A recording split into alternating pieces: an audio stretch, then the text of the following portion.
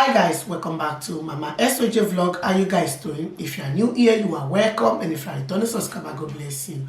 As you always come back to watch my video, my people no be smart, you know. And I know some different news now they land for my table, and as the news they come, that's why they carry a courier to come share with her.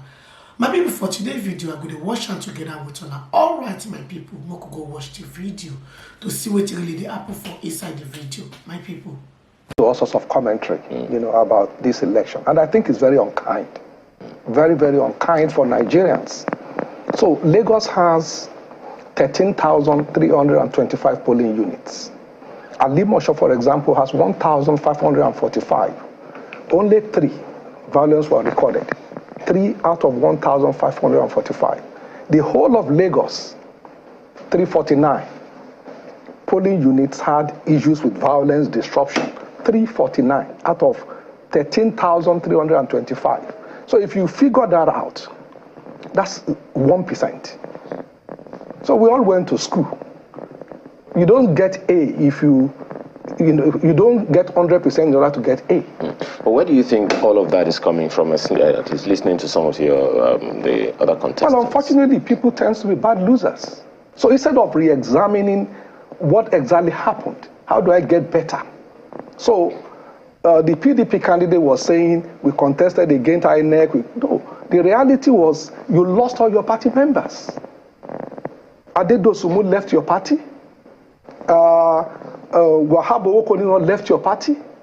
Doherty left your party, who is the chairman of the PCC for Atiku Okowa and Jando in Lagos. The campaign, his own director, the campaign director for the PDP candidate resigned and left. So you lost everybody around you. And, you know, going around and saying, so the question is, how did you manage your party? How? So you didn't do well. And the same thing with the Labour Party. Sumbo Onitiri, who contested for the House of the Senate for Central, left the party. The chairman of the party before, Salako, left the party and said that the man is all sorts of things. We all read what he said. So the reality is they are not really looking at the real issue, how to manage organizations. They don't have that experience. And that's the bottom line. People just left. So their house got divided. And, you know, people voted. So to now ascribe all this effort, we ran, look, in Nigerian election is probably the biggest anywhere in terms of monolithic election. Because we have a single ballot across the country. That's not what happens in, say, United States of America. Each county has their own different ballots. So we have the same ballot in Lagos that you have in Kaura Namuda, that you have in Tasafa Marawa, all over the country. One single body is doing all this election, over 177,000 polling units across the country. It's a logistic nightmare. Okay, so you have a country where your infrastructure is not 100%. Your logistic infrastructure is not 100%. Transportation is not 100%. So, and we expect INEC to just do a miracle and let everything just be perfect. No. Is it too much to expect that? Because that is exactly what Nigerians expect. That is why we have had this continuous, unbroken democratic process in this Fourth Republic for 24 years now. So that is what Nigerians expect, that is what they said they can do the job. Well, so yes. So the question is, if there is violence somewhere, INEC did not cause that violence. So we all have dependencies in life. Okay? So if I'm doing a job, I depend on some other people to do certain things, right? So the reality is, what did that component do? The people that are taking dogs, but fighting is that INEC? That's not INEC. So if you take Lagos, for example, people say, oh, violence in Agopala next time. Should we just put it outside or something? So those are the issues that we need to look at. But how do we make sure that we don't cause these issues within communities? Because you place the polling unit inside the estate, and there are people that are supposed to come in to go and vote, and they were disenfranchised, and they were unhappy about it. Dr. just a second. You know, you've spoken to figures. So there's the place of figures, but then there's also the place of emotions. And there are a number of people during the election studios who said, look, politics is a game of passion. And that is also it's been very prominent in this election. All kinds of passions being expressed and all of that. which has caused huge divides among us. How do we begin to mend fences? Lagos is Nigeria in a microscope, literally. We have to find a way to bind ourselves together. We have to unite. That is what Lagos is known for. That is why people come to Lagos, listening to your president, the president-elect, who is also a member of your party over the years. People come to Lagos, not for whatever reason, but to have a good life. No sentiments whatsoever. And it will seem like, dare I say, that the Lagos state government has failed before the elections to unite the people's emotions and focus on the purpose of the state. Well, I disagree with you. I mean, it's not that the state government failed. So you said we're people of emotion, but emotion is never a strategy. Okay? So the reality is that you do the greatest injustice to your brain as a human being when you speak without evidence, because you start to kill your brain. So I can say, for example, that you are wearing a blue suit. It's the truth. But the whole truth is that you're also wearing a white shirt. So when I describe you, I cannot just say you are wearing a blue suit. I must say, well, you are wearing a black shoe. So that's why when you go to court, they say the truth, the whole truth, and nothing but the truth. So the problem with us is that we take a snippet of the truth, not the whole truth, and we magnify it and diminish our country. Elections all over the world. We saw what happened in the United States. It's one of the greatest democracies in the world. Nobody says, oh, there are elections. No. So the reality is what happened. And that's what Congress is trying to do. What happened? Why did people come here? And today I was just seeing it on your channel that about 300 and something people have been arrested for it. Let them be prosecuted. And that's the bottom line. If you commit a crime, let you be prosecuted. And that's the way to do it. But to say that this election is the worst, it's not true. And we must establish that fact. But Dr. This is a fantastic election. The will of the people were all over the country. For the first time, we saw governors losing their Senate seat. Before, people just write this number. We have election before, during General Obasanjo, where the vote received was more than the registered voters. That's not the case here in this case. There were beavers that accredited people. The issue of IREF that people are talking about, let's examine it. The beavers is an electronic equipment that authenticates you. Remember, that database is already sealed. It's a static database. So INEC has said that at a certain date, I'm not registering anybody again. So it's static. Therefore, INEC now checks to say, checks to say, is your name in that database or your iris, can I check it in my database? If it is there and is assigned to this polling unit, that's all it does. We did not vote on beavers. Okay? So they gave you a physical paper. You thumbprinted on it physically. You physically put it in a box. It was physically counted. So what exactly are we talking about? That, electronic. What electronic? What are we talking about? So beavers take a picture of the result. Remember, when the result is counted, it is entered manually into a form. Everybody signs. So beavers, you use beavers to take a picture and you send it off. So go figure. How do you query a photo gallery? How? So when people say, that's what I was saying, that for us as an intelligent people, let us look at the process. And it's not about emotion. Dr.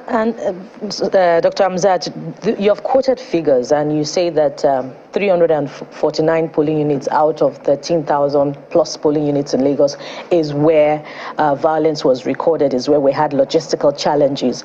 But 349 polling units could be representative of, let's just say for a sample size now, representative of 100 voters that were disenfranchised, and that's just being, moderate. It could be more. What value should we now place on one voter that could have been disenfranchised as a result of that exercise? So, let's get me wrong. Violence anywhere is wrong. Okay? My point is, it should be examined. What happened? If a crime has been committed, people should be. Look, you cannot isolate voting from the society. Okay, people are voting. The people voting are not ghosts. They are Nigerians. So we have crime committed in our country every day. So election is also a microcosm of what happens in our society. So to now say that, our election should be totally separate from who we are, It's ridiculous. It's totally ridiculous. So I'm saying that if you have an exam as a student, you don't get a first class if you score 40%. But if you score 80, 90%, that's a first class. That means that in any society, nobody expects you to have 100%. But at the end of the day, INEC did not have 100%. Does that mean they've done a bad job? We'll come to INEC. My point is no. Second, just a quick follow-up on the question you asked. Perhaps a more direct way to ask that question, Dr. Hamzat, is, and from some of the candidates also, they accuse the APC, your party in Lagos, of being the one at the forefront of fomenting trouble in those areas, 349 units that you talked about. Well, I don't see any proof. So the question is this. The people that said that, who said that those people that were disenfranchised would not vote for our party?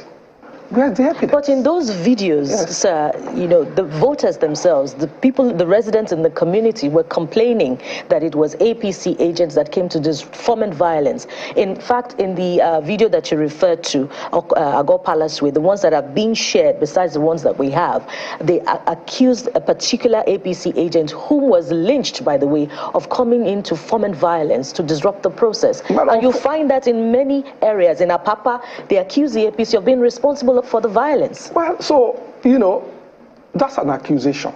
Look, I can come here and say anything. It's an accusation. That's what I said. If anybody has committed any crime, let them be prosecuted. You understand? So, because the reality is that, look, I was commissioner for works in this state. I was the commissioner when the road in Agor Palace, I know how many friends I have there that complain to me about, and these are people that will vote for us. So to suggest that our party will go there and disturb people that will vote for us, I think it just doesn't make any sense. I guess, as you said, it's something that needs to be. But my colleagues in Abuja have a question for you. Go ahead, guys.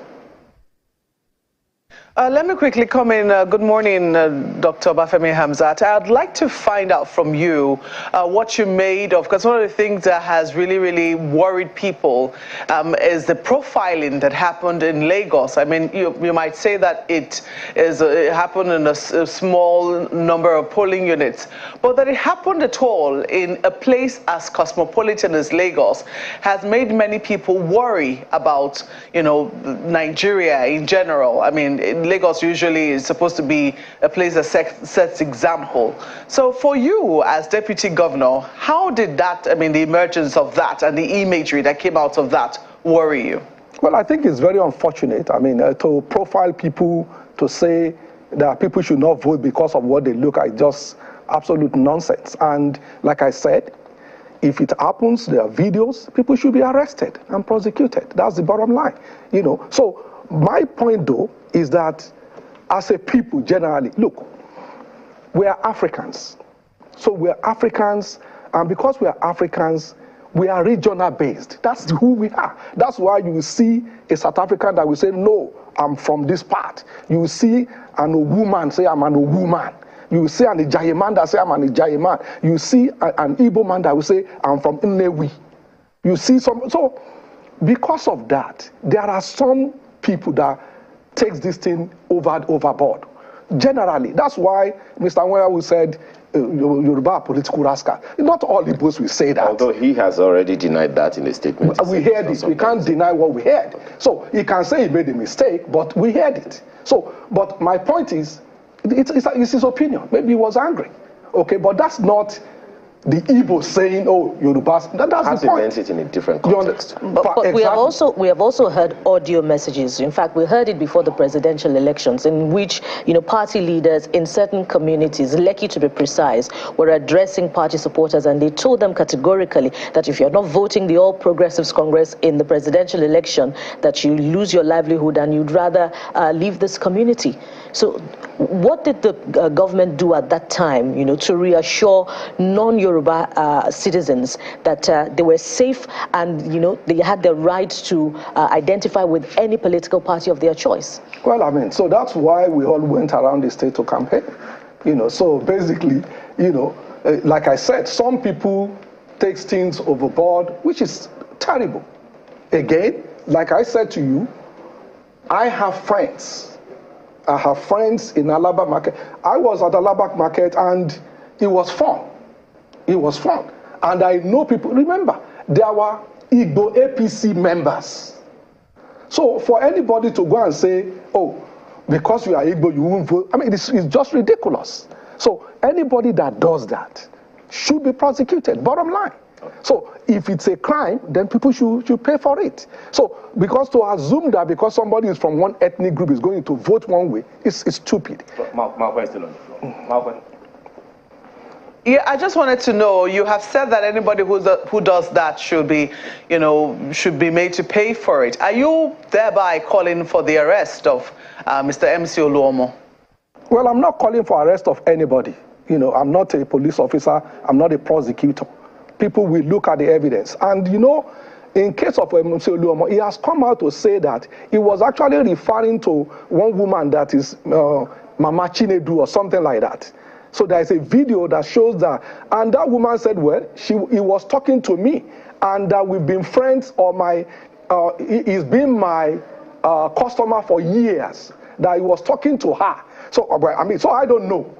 I don't know the facts. So, but people should examine the facts. And if in truth he has broken the law, of course he must pay for it. It's as simple as ABC. So it's not, but my point, which I want to make, because we all diminish this country when we actually exaggerate what happens. That's my point. My point is that you have an election where you have this number of polling units and you have less than 1% that has a problem.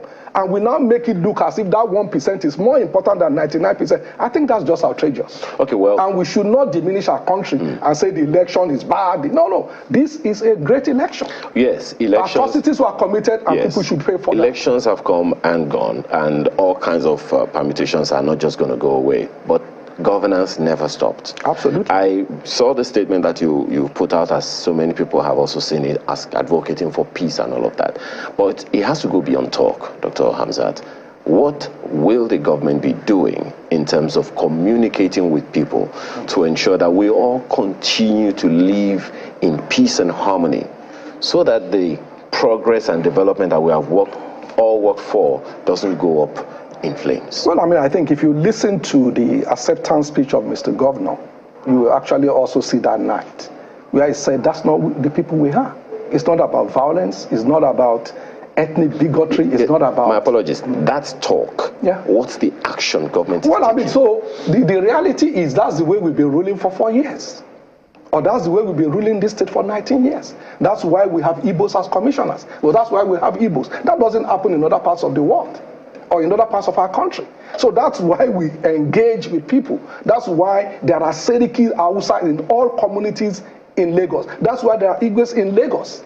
You understand? That doesn't happen in other communities or in other states. So that's why they are a part of the involvement of everything. That's why we have, in each senatorial district, that's why we have consultative forums of different ethnic groups. The same thing with religion. That's why we have NASREC. That's Muslim and Christian community across our local government. So that's why we have different sectors, religion, ethnicity in Lagos that we talk to based on religion, based on this. So that's something that we've been doing. But I'm saying that there will be people that we always try to, break the rules. We must punish them.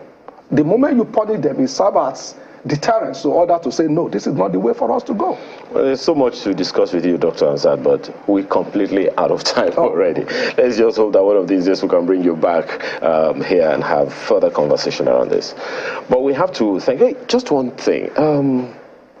My people, now the video now on a new watch finish, so on a see what it happen for inside the video. All right, my people, I go like to end the video for you. Make una let me know waiting on a thing for the comment section, and if una never subscribe, make una subscribe to my YouTube channel so that una no go miss any latest gist way I dey upload. And those of una will be see una never follow my Facebook page, make una follow so that una no go see miss any latest gist way I dey upload. And bye bye till I come on our next time. Bye guys, see you guys in my next video. Bye guys.